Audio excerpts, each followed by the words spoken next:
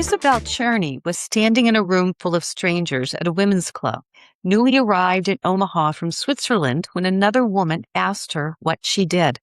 "I'm raising my boys," Cherney told her. The woman turned and walked away without another word. Cherney went home that night thinking about the fact that she spoke 4 or 5 languages, that she had a mind full of unused ideas, and that she had just been filed away as nothing more than a housewife. That's the part of the job nobody plans for, not the presidency. The moment years earlier that quietly decides to send you toward it.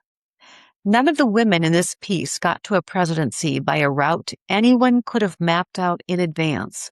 What's different about the 4 here is that they didn't just survive an unplanned route. They composed one. Here's how Cherney tells it. I am not just a housewife, not that there's anything wrong with being a housewife, and that's what I was at the time, but it just burned in me like I wanted to show this person. I don't know who it was, but in some ways, that was the start of me going back to school and getting my degrees as a non-traditional student.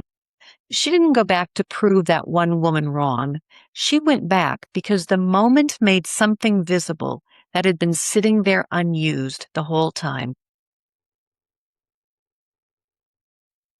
Krista Newkirk was 5 years old when her family moved to a cattle ranch in Missouri and built it from nothing.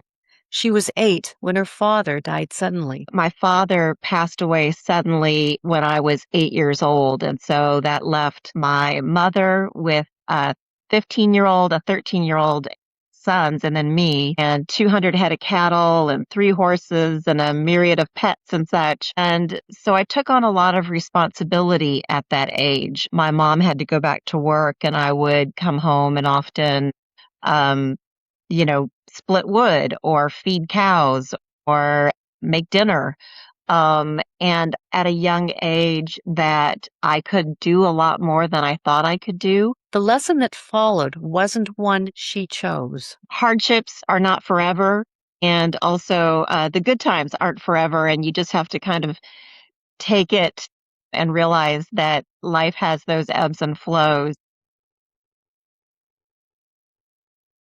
Barbara Mistick's resume reads like 5 different careers stapled together. I have done a number of things, and actually that's been the excitement for me about my career is the diversity of it. And I would say, I think I'm just curious. I think we were told that you have a ladder that you've got to follow, and I believe much more in that kind of circuitous route. The hardest adjustment wasn't any single career change, it was the feedback. Running 600 vehicles, she knew within a day if something had gone wrong.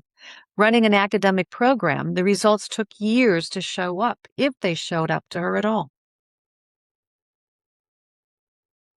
Barbara Farley's path looks on paper like the traditional one.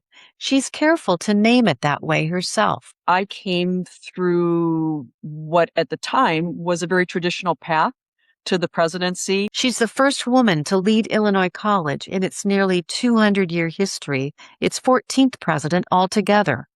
A mentor once told her there was so much she could accomplish if she stayed. There's so much that you can accomplish if you stay. And I think that that is absolutely true. And it does require reinvention. I am not the president who came here in the summer of 2013. But my core values have not shifted. These 4 wouldn't describe their path as a mistake that eventually corrected itself. A composed life isn't assembled from a blueprint. It's simply what the road looked like for a woman who kept walking it anyway, one unplanned turn at a time, until the turns added up to exactly where she needed to be. Composed, not climbed.